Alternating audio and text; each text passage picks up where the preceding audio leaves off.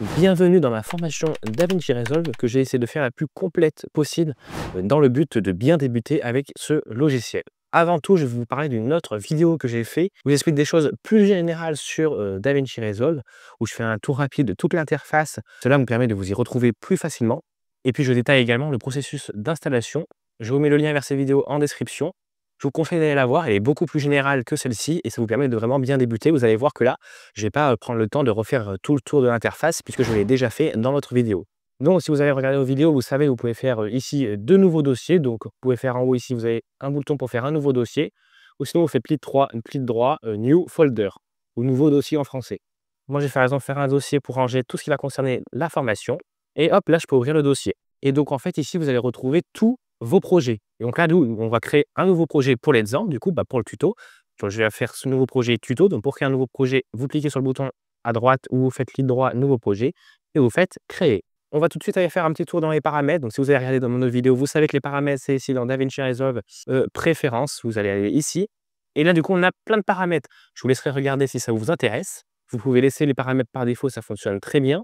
Je vais juste aller ici dans User, utilisateur, et ici dans UI Settings, c'est ici que vous pouvez choisir la langue, par exemple. Language, ici, moi, le mien, il est en anglais. Vous pouvez également mettre en français si vous le souhaitez. Alors, pourquoi je laisse DaVinci Resolve en anglais? Il y a plusieurs raisons, mais tout d'abord, c'est pour les tutos. C'est-à-dire que quand vous allez avoir des problèmes, vous allez chercher des informations en ligne, tous les tutos que vous allez trouver vont souvent être en anglais. Et donc, c'est plus simple pour se repérer avec une interface en anglais. En plus, si vous mettez la version française du logiciel, tout n'est pas traduit en français. Il y a certaines choses qui restent en anglais. Et puis, moi, personnellement, des fois, je comprends mieux avec la version anglaise qu'avec la version française. C'est-à-dire qu'il y a un outil qui va y avoir un nom. En anglais, je vais comprendre son utilité. Et avec la version française, je ne vais pas, avec le nom, arriver à comprendre l'utilité de l'outil. Donc, c'est pour ça que je trouve que des fois, en anglais, c'est plus simple. Mais si vous n'êtes pas du tout à l'aise avec l'anglais, je vous conseille de passer en français. Pour toutes ces formations, je vais laisser DaVinci Resolve en anglais. Mais si vous voulez mettre en français, il n'y a pas de souci. Dans tous les cas, de toute façon, vous verrez à chaque fois les endroits où je clique. Ensuite, on va se rendre dans les paramètres de projet, ici en bas à droite. Et c'est donc ici que vous pouvez gérer tous les paramètres de votre projet, comme son nom l'indique. Comme par exemple la résolution de votre vidéo, le nombre d'images par seconde, les profils de couleurs, etc., etc. Il y a plein de choses que vous pouvez gérer. Dans les paramètres principaux, on a tout d'abord les paramètres du format de la timeline. Donc, une timeline, c'est ce qui va représenter votre vidéo. C'est là où vous allez monter votre vidéo, vous allez mettre différents fichiers vidéo, différents rushs. Et dans un même projet DaVinci Resolve, vous pouvez créer plusieurs timelines. Par exemple, je fais ma vidéo principale, donc une timeline de vidéo horizontale, et puis après, je vais faire des shorts, et donc du coup, je fais une autre timeline où là, je vais faire mon short, par exemple. Et tout ça, c'est dans le même projet. Et donc là, vous allez pouvoir choisir les paramètres par défaut de vos timelines, en sachant que vous pouvez créer plusieurs timelines, et vous pouvez choisir de faire une timeline qui ne respecte pas ces paramètres. Si je reprends mon exemple, si je fais une vidéo ici horizontale et une timeline horizontale, mon short, je vais le voir en vertical. Donc, quand je vais créer ma timeline pour mon short, je vais dire d'appliquer d'autres paramètres que ceux-là. Vous verrez, on aura le temps de reparler de tout ça. Donc, le premier paramètre qu'on a, c'est la résolution de la timeline. Donc ça va définir le nombre de pixels de votre vidéo. Ici, 1920, ça veut dire qu'on a 1920 pixels de large et 1080 pixels en hauteur. Donc ça, c'est la résolution 1080p en HD. Vous pouvez ici choisir différentes résolutions prédéfinies. Par exemple, ici, on a Ultra HD, c'est la 4K, donc je peux sélectionner 4K si je le veux, et je vois que ça m'a changé mes paramètres. Vous pouvez aussi choisir des paramètres personnalisés. Par exemple, si vous souhaitez faire une vidéo de 2000 sur 3000, vous le pouvez. Il faut savoir que ça ne sert à rien de mettre une résolution de votre timeline plus grande que la résolution avec laquelle vous avez filmé. Imaginons que vous avez filmé avec votre caméra des vidéos en haute définition, en 1080p, en HD, eh bien, ça ne sert à rien de mettre une timeline en 4K.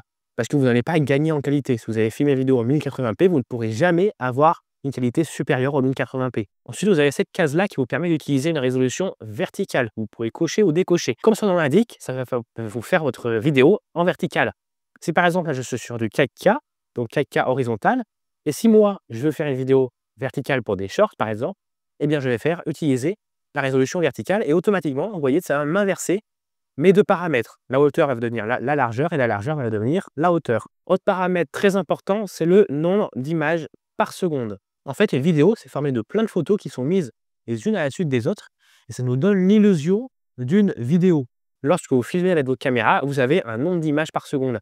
Par exemple, vous pouvez avoir 25 images par seconde. C'est-à-dire qu'en une seconde de vidéo, vous allez avoir 25 photos qui ont été prises et qui ont été mises les unes à la suite des autres. Et là, il va falloir que vous mettiez dans votre timeline la même fréquence d'image que celle que vous aviez sur votre enregistrement. Si par exemple, vous avez filmé avec votre caméra à 25 images par seconde, dans le nombre d'images par seconde, vous allez sélectionner 25.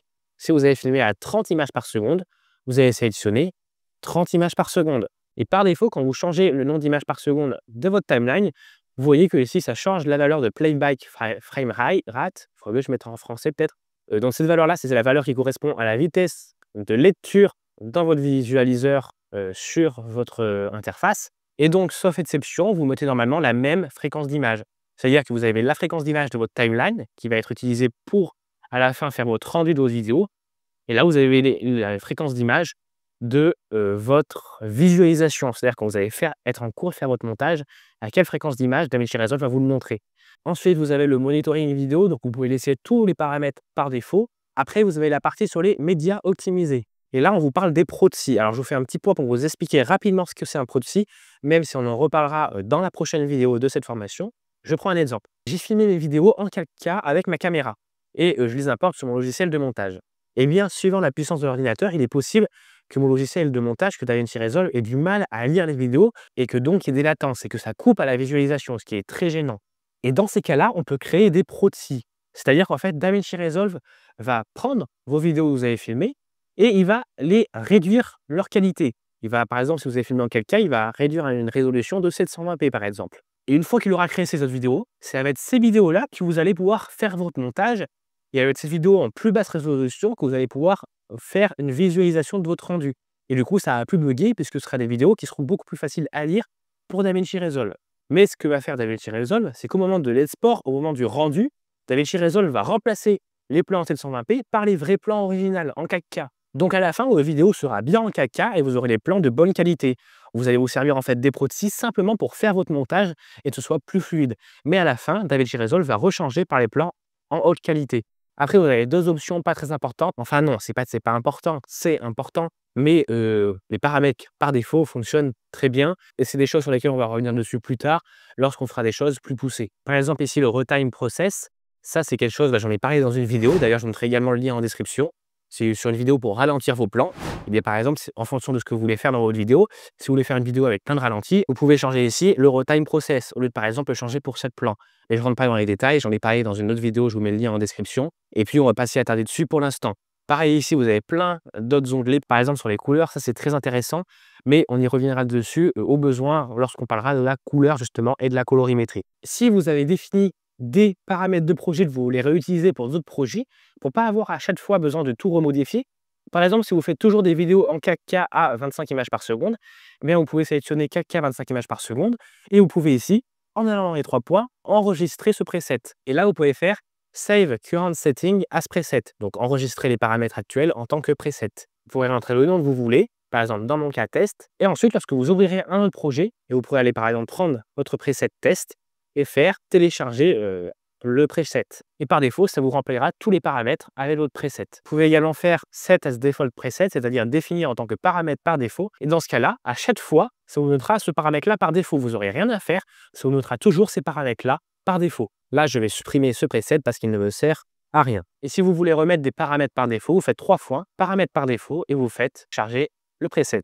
Et là, vous pouvez faire sauvegarder. Par défaut, lorsque vous ouvrez DaVinci Resolve, vous êtes sur cette page Cut. Si vous avez modifié l'interface et que vous n'avez plus l'interface par défaut, pour remettre l'interface par défaut, vous allez ici dans Workspace, espace de travail en français, et vous allez dans Recette UI Layout. Et ici, vous pouvez remettre la disposition par défaut. Et on voit que ça m'a remis la disposition par défaut. Donc, dans cette formation, on va faire les choses de manière très logique, c'est-à-dire qu'on va commencer par le premier onglet, l'onglet Médias. Et la première chose à faire lorsqu'on commence une vidéo, c'est d'importer nos vidéos et nos rushs dans notre projet. Alors, il y a plusieurs méthodes pour importer des fichiers. Vous pouvez tout simplement sélectionner des fichiers sur votre ordinateur et les glisser ici en bas dans la bibliothèque de médias. Mais vous pouvez ici, via ici, l'espace qui est en haut, en fait, ça c'est votre ordinateur. C'est comme votre explorateur de fichiers. Ici, vous retrouvez les différents disques sur votre ordinateur. Par exemple, si je veux importer ce dossier-là, il me suffit de prendre le dossier et de le glisser en bas. Et là, toutes les vidéos qui étaient dans le dossier ont été importées. Cependant, ça n'a pas gardé la hiérarchie des dossiers. C'est parce qu'en fait, vous avez 3 modes d'import. Si je reprends mon dossier, vous faites un clic droit sur le dossier que vous voulez importer. Et ici, on retrouve les 3 modes d'import. Le premier mode d'import, c'est pour ajouter dans la bibliothèque de médias, donc les vidéos qu'il y a dans le fichier, mais seulement les vidéos qu'il y a dans ce fichier. Donc, je vous montre, moi, mon dossier que je veux importer, c'est celui-ci. Et si on regarde à l'intérieur, on voit que là, ici, j'ai des images et que j'ai ici d'autres dossiers. Avec la première méthode, ça va importer toutes les images, mais pas ces 3 dossiers-là, juste les images qui sont dans le dossier. Donc, vous faites clic droit, Add Folder into Media Pool. Ça ajoute que ces 2 images, enfin toutes les images. Alors, ça là, c'est un peu particulier parce que c'est des séquences d'images. C'est pour ça que ça les met ensemble. Mais en gros, là, ce que ça a ajouté, c'est toutes les images que j'ai sélectionnées là, ça les a ajoutées dans la bibliothèque de médias. La deuxième méthode d'import, c'est celle par défaut lorsque vous faites un glisser-déposer, c'est ajouter le fichier et les sous-fichiers dans le Media Pool. Dans ce cas-là, ça va prendre toutes les images comme tout à l'heure, mais en plus, ça va prendre le contenu de ces 3 dossiers-là. Donc finalement, tout ce qu'il y a dans mon dossier que je prends, ça va tout mettre, mais il n'y aura pas la hiérarchisation des dossiers. Et donc ça, c'est la même import que tout à l'heure qui a été fait par défaut. Et troisième option, Add Folder and Subfolders into Media Pool, Quiet Beans. Ça va encore une fois importer tous les fichiers, mais en plus de ça, dans votre bibliothèque de médias, ça va vous créer des dossiers pour garder le même arrangement de fichiers. Si je fais ça, vous voyez que hop, donc pour bien voir ce que ça m'a fait, donc vous avez ici votre bibliothèque de médias, et là vous avez ici la hiérarchie de votre bibliothèque de médias. Si vous remontez tout en haut, vous avez le master, donc ça c'est votre base, et ensuite vous pouvez vous naviguer à l'intérieur. Par exemple, je retrouve bien mon dossier vide que j'avais déjà avant, et à l'intérieur je retrouve quoi? Mes deux séquences d'images, et je retrouve les 3 autres dossiers que j'avais. Et dans chacun de mes dossiers, je retrouve bien les fichiers que j'avais. Pour revenir en arrière, vous pouvez cliquer ici sur la flèche Back. Voilà, par exemple, je vois scène 1, je l'ouvre et je retrouve bien tous les dossiers que j'avais dans scène 1. Et ici, sur le côté, vous pouvez voir la hiérarchisation.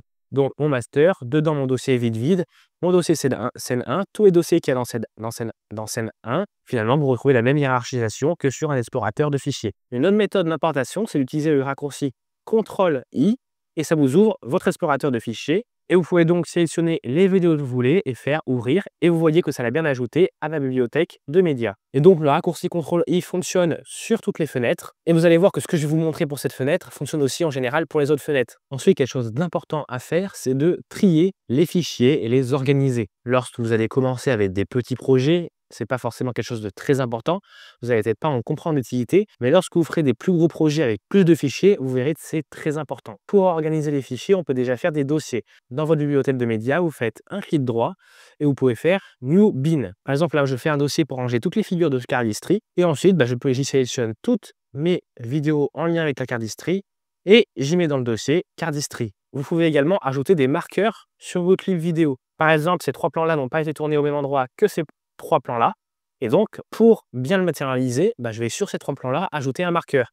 Donc, je sélectionne mes plans, soit en faisant comme ça, soit vous sélectionnez le plan en cliquant dessus et vous maintenez CTRL pour sélectionner les autres plans avec un clic. Ensuite, un clic droit sur votre plan et vous pouvez ici aller ajouter par exemple un drapeau. Et moi, par exemple, j'ai rajouté un drapeau vert. Et vous voyez que tous ces plans-là ont maintenant un petit drapeau vert. Et ensuite, vous pouvez aussi changer la couleur des clips vidéo. Lorsque plus tard, vous importerez les clips dans votre timeline, vous verrez qu'en fait, par défaut, la vidéo est en bleu et le son est en vert. Et bien ça, vous pouvez le changer aussi. Par exemple, ici, j'ai un plan vertical, je veux pouvoir facilement repérer. Et bien, je peux faire le choix, donc clic droit, pareil, clip color, donc couleur de clip. Et là, vous pouvez choisir la couleur que vous voulez. Par exemple, je peux le mettre en orange. Et vous le repérez parce que vous voyez que sur le côté ici, où il y a une petite pastille orange. En sélectionnant un clip et en faisant un clic droit, vous avez ici les clip attributes, c'est-à-dire les attributs du clip. Et là, vous pouvez retrouver toutes les spécifications, les caractéristiques du clip. Pour la vidéo, pour l'audio, pour le timecode, etc. Vous pouvez aussi dans le nom changer son nom, mais vous pouvez également, si vous voulez, pour changer un nom que clip, directement en faisant un double clic sur le nom. Ici, vous voyez que j'ai importé un logo. Et par exemple, mon logo, je veux pouvoir facilement le retrouver dans tous mes projets. Puisque là, la bibliothèque de médias que vous avez, c'est seulement pour ce projet-là. Et bien, vous pouvez en fait créer une bibliothèque de médias qui est partagée. Cette bibliothèque de médias partagée, c'est Chutier partagé plus précisément pour les afficher. Vous allez dans les 3 points. Ici, vous faites Show Power Beans. Et là, vous voyez à gauche, vous avez les Power Beans. Vous avez ici le master, donc par défaut, vous, normalement, il est vide. Mais du coup, si vous souhaitez y importer un fichier que vous retrouverez sur tous vos projets, eh bien vous simplement vous sélectionnez votre fichier et vous le faites licher dans les Power Beans. Et vous pouvez pareil créer des dossiers et organiser les fichiers comme vous le souhaitez. Et vous avez également les Smart Beans. Donc ça, c'est pour l'organisation de votre projet. Vous avez ici collection et vous pouvez mettre la flèche ouvrir et ça va détailler les différents types de plans. Et ça, c'est DaVinci Resolve qui va automatiquement les trier. Par exemple, dans vidéo clip, vous allez retrouver tous vos clips vidéo. Dans audio only, toutes les audios seulement. Les dialogues, etc. Donc c'est DaVinci Resolve qui va essayer, qui va pouvoir les catégoriser par défaut. Et sinon, vous pouvez aussi les catégoriser. Vous allez en fait pouvoir sélectionner un plan que vous voulez. Et ici, vous avez dans l'onglet Metadata qui est par défaut ouvert. Et ici, vous allez retrouver les datas du clip, les données du clip. Et sinon, avec ici, vous voyez une flèche, vous allez pouvoir passer en shot et scène. Et c'est là que vous allez pouvoir rentrer des informations. Et ici, vous voyez, on a keyword. Par exemple, vous pouvez rentrer keyword. Par exemple, si je veux rentrer le keyword cardistry, hop, je rentre le keyword cardistry. Je fais entrer pour valider le mot. Et ensuite, vous voyez que dans Smart Bean, j'ai ici mes keywords. Et avec la flèche, vous pouvez ouvrir et vous voyez que vous avez cardistry. Et donc, dans cardistry, vous allez retrouver tous les plans que vous avez mis avec le keyword cardistry. Ça, c'est super bien pour organiser vos projets. Là, depuis tout à l'heure, vous voyez que les clips, on les voit en petite vignette, en aperçu. Et bien ici, vous avez 3 modes d'aperçu des clips que vous pouvez changer. Le premier, donc ça montrera le clip un peu gros et avec des informations sur le clip. Le deuxième, c'est celui qu'on avait par défaut. Et le troisième, c'est la liste avec pareil, les données du clip. Comme ça peut être plus simple si vous cherchez des clips avec des caractéristiques prédéfinies. Ici, par exemple, j'ai FPS, donc le nombre d'images par seconde, c'est ce qu'on parlait tout à l'heure, le frame per seconde. Et là, on voit que tous mes clips sont à 100 images par seconde. Parce que je les ai en fait tournés en ralenti. Je ne vais pas détailler tout ça ici. Je pourrais en détailler dans d'autres vidéos le principe des ralentis, etc. Parce que ce n'est pas le sujet de cette formation. Et si par exemple, vous voudrez repérer un clip, s'il n'y en a pas un qui a une autre fréquence d'image, comme ça, vous pouvez facilement le faire. Vous avez également ici la loupe, si vous voulez chercher un clip en particulier. Et là, vous pouvez chercher un clip. Par défaut, ça va vous chercher les clips dans le dossier dans lequel vous êtes. Par exemple, là, je suis dans le dossier Cardistry, donc je vais pouvoir chercher un clip dans le dossier Cardistry. Je peux chercher par exemple par son nom. Donc, vous pouvez également choisir par d'autres choses. Par exemple, par la durée. Par exemple, je veux chercher les clips qui durent, par exemple, là, par exemple, 16, par exemple. Et là, je vois que ça me sort les 2 clips pour lesquels j'ai un endroit où j'ai écrit 16. Vous voyez ici 16 et ici 16. Si vous voulez que ça vous cherche dans tous vos dossiers, à côté de la loupe, vous voyez, on a les 3 petits points et vous pouvez faire de sélectionner All Beans. Et là, ça va vous chercher dans tous les dossiers. Par exemple, je veux chercher mon logo. Je sais que mon logo n'est pas dans le dossier Cardistry, mais je sais qu'il s'appelle Icon. Donc, je vais chercher Icon et vous voyez que ça me le ressort puisque j'ai demandé de sélectionner dans tous les dossiers et non seulement dans le dossier sélectionné, puisqu'on voit que si je reprends le dossier sélectionné, je ne l'ai plus. Parfois, il se peut aussi que vous vous retrouviez avec des clips comme ça qui sont offline. C'est-à-dire que DaVinci Resolve ne trouve plus les clips. Alors là, ça la fois là. Et normalement, vous obtenez un affichage comme ça, média offline, et vous voyez votre média est en rouge. En général, c'est parce que vous avez déplacé l'endroit où était stocké votre vidéo. Chose très importante, lorsque vous faites votre montage, c'est de ne pas déplacer l'endroit où sont stockées les vidéos sur votre ordinateur. Et donc, si vous obtenez ceci, vous pouvez faire un clic droit sur votre plan, et vous pouvez faire Relink Selected Clips. Et vous allez aller resélectionner le dossier dans lequel est votre clip. Par exemple, mon clip, je l'ai mis dans le dossier exemple, justement pour l'exemple. Je l'ai déplacé par rapport à là où il était tout à l'heure. C'est pour ça qu'il était offline. Vous voyez ça ici, dans mon dossier exemple, j'ai mon clip vidéo. Et donc, à DaVinci Resolve, vous allez lui dire que c'est dans votre dossier exemple qu'il y a votre clip. Et vous allez faire sélectionner un dossier. Et là, vous voyez que DaVinci Resolve retrouve votre clip. S'il y a plusieurs plans qui sont offline, ça peut arriver. Vous sélectionnez tous les plans et vous faites Relink Selected Clips. Et pareil, vous sélectionnez l'endroit où sont rangés vos fichiers. Maintenant, il serait quand même peut-être temps de chercher à visualiser ces clips. Parce que là, on les voit en petit ici, mais les visualiser en plus grand. Et bien pour ceci, vous voyez, vous avez ici le visualiseur. Et pour visualiser un plan dans le visualiseur, il vous suffit de prendre le plan en question et de le glisser dans la fenêtre du visualiseur. Et là, vous avez votre plan qui peut se visualiser. Ou sinon, autre méthode, c'est de faire un double clic sur le plan. Si vous double-cliquez sur le plan, ça vous l'affiche dans le visualiseur. Et une autre chose que vous avez peut-être dû observer depuis tout à l'heure, c'est que si vous faites que passer la souris sur votre plan, ça vous le visualise rapidement, mais dès que vous enlevez la souris, ça enlève la visualisation de ce plan. Pour maintenir le plan dans le visualiseur, il faut bien faire soit un double-clic, soit glisser et déposer le plan. Et pour lire ce plan, vous allez utiliser ces outils-là. La flèche ici pour lancer la lecture, pour mettre en pause le bouton du milieu et pour lire à l'envers, la flèche vers la gauche. Si vous cliquez sur le bouton de gauche, ça vous emmène au début de votre clip. Si vous cliquez sur le bouton de droite, ça vous emmène à la fin de votre clip. Tout ça, vous pouvez aussi le faire avec des raccourcis clavier. Pour lancer la lecture, vous pouvez appuyer sur la barre espace. Pour mettre en pause, également la barre espace. Sur DaVinci Resolve, vous avez également d'autres raccourcis clavier que vous allez beaucoup utiliser. En tout cas, je vous le conseille. C'est les raccourcis clavier J, K et L. Donc, lorsque vous appuyez sur la touche L, ça vous lance la lecture. Lorsque vous appuyez sur la touche K, ça met en pause. Et lorsque vous appuyez sur la touche J, ça lit en sens inverse. Vous pouvez également lire en accéléré. Si vous appuyez sur L une première fois, ça lit à vitesse réelle. Si vous appuyez une deuxième fois sur L, vous voyez que ça lit en accéléré. vous appuyez une troisième fois sur elle, ça lit encore plus en accéléré, une quatrième fois, etc. Et vous pouvez faire pareil dans l'autre sens. x1 à l'envers, vous appuyez sur J, x2 à l'envers, vous appuyez sur J, x4 à l'envers. Vous pouvez également lire au ralenti. Pour ceci, vous maintenez la touche K enfoncée et en plus, vous appuyez sur L. Et en appuyant à la fois sur K et sur L, ça vous livre à 0,5 fois vitesse en avant. Et si vous appuyez sur K et sur J, vous l'aurez compris, ça vous joue à 0,5 fois dans le sens inverse. Si vous voulez aller au début et à la fin de votre plan, vous pouvez également utiliser les raccourcis début et fin sur votre ordinateur. Donc en général, le début, c'est la flèche et la fin, c'est le mot fin. Ça dépend tout de votre clavier. Vous pouvez également lire votre plan image par image. Pour cela, vous utilisez les flèches directionnelles. En appuyant vers la droite, ça vous met une image vers la droite, vous voyez. Et en appuyant vers la gauche, ça vous met une image vers la gauche à chaque fois que vous appuyez vers la gauche. Et puis vous pouvez également vous déplacer directement en maintenant la souris, le curseur. Si le son vous dérange, vous pouvez le couper juste ici. Ici, c'est pour lire en boucle, si vous souhaitez lire en boucle le plan. Ça vous permet de simplement, comme je l'ai fait tout à l'heure, vous voyez, d'avancer ou de reculer en maintenant la souris, comme vous pourriez le faire avec le curseur directement. Là, ce qui est à gauche, on en reparlera plus tard. Et puis là, à droite, c'est pour des coins d'entrée et de sortie. On en reparlera dans la prochaine vidéo. Vous pouvez également afficher l'audio de votre vidéo.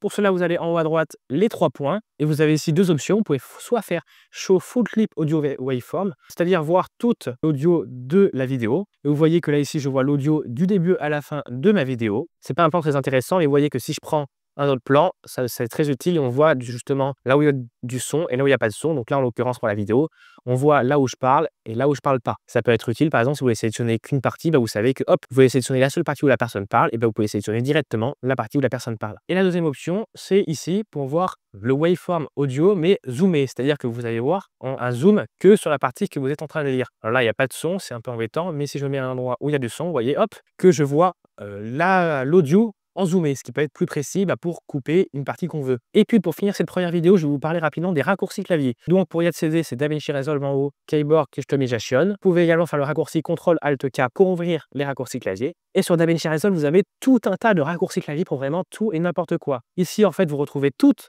les options pour lesquelles vous pouvez mettre des raccourcis clavier. Vous voyez qu'il y en a plein. Il y a plein d'options pour lesquelles il n'y en a pas de raccourcis clavier qui sont définis. Et puis il y a d'autres options pour lesquelles des raccourcis clavier sont déjà définis. Chose que je vous conseille, c'est d'utiliser au maximum les raccourcis clavier parce que ça va vous faire gagner énormément de temps. Donc vous verrez qu'au fur et à mesure de la formation, je vous parlerai de temps en temps de quelques raccourcis clavier. Et puis après, je ferai je pense, une vidéo en toute fin de formation seulement sur les raccourcis clavier pour vous expliquer quels sont les raccourcis clavier les plus utiles, comment les modifier, etc. Je vous conseille aussi, par exemple, de modifier les raccourcis clavier en fonction de vos préférences. Mais je vous reparlerai de tous les raccourcis clavier dans une autre vidéo dans la formation. C'était juste pour vous le dire rapidement que les raccourcis clavier sont importants. Et puis je vous laisserai aller découvrir tout ça. Et puis, vous pouvez également enregistrer des presets de raccourcis clavier. Vous voyez qu'ici, moi, j'ai différents presets. Par exemple, si j'ai mon preset de raccourcis clavier que j'utilise, là, justement, pour la formation, j'ai remis les raccourcis clavier par défaut pour que vous ayez les mêmes que moi. Toutes les options que je vous ai montrées aujourd'hui, vous allez aussi les retrouver dans les autres onglets. Là, je me suis attardé sur l'onglet Médias, puisque c'est celui qu'on va utiliser pour gérer les médias. Mais vous pouvez retrouver ça dans tous les autres onglets, notamment dans l'onglet que vous utiliserez le plus, l'onglet Edit. C'est l'onglet que vous allez utiliser le plus et vous voyez que vous allez retrouver les mêmes options. Vous retrouvez votre bibliothèque de médias, les médias partagés, etc. Et vous retrouvez toutes les mêmes options à peu près. Vous verrez dans cette vidéo, je vous ai parlé de beaucoup de choses, mais au début, quand vous allez commencer le montage vidéo, vous n'allez pas forcément vous servir de tout ça. Lorsque vous allez commencer le montage vidéo, en général, vous allez commencer avec peu de plans et vous allez directement passer à la partie montage où vous allez directement assembler des plans dans votre timeline. C'est aussi pour ça que j'essaie de ne pas trop m'y attarder parce que sinon, on pourrait y voir encore bien plus de choses. Cette vidéo a été faite un peu longue, il n'y avait peut-être pas grand-chose d'intéressant parce qu'on n'a pas encore fait réellement des choses et du montage. Cependant, quand même, s'il y a la moindre chose que vous n'ayez pas compris, vous pouvez me poser votre question en commentaire et j'y répondrai. Si la vidéo vous a aidé, pensez à mettre un like, ça m'aide énormément parce que cette formation m'a demandé beaucoup de temps à être fait. Donc laissez un like si la vidéo vous a plu. Dans la prochaine vidéo de la formation, on s'intéressera à la page cut et au dérush. C'était Hugo Vidéo, à bientôt.